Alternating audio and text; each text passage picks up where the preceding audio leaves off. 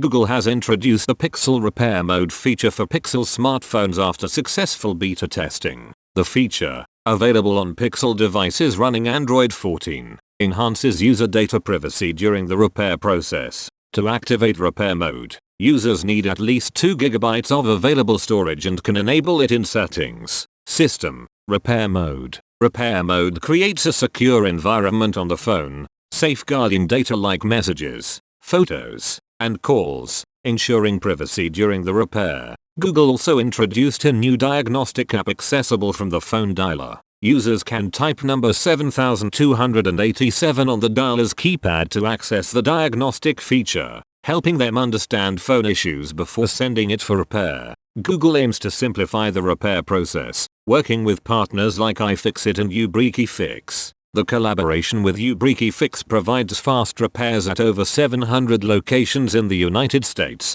with most repairs completed in 2-4 hours. Google emphasizes accessibility to authorized repair centers, stating that over 80% of Pixel device owners are within 10-20 miles of such centers.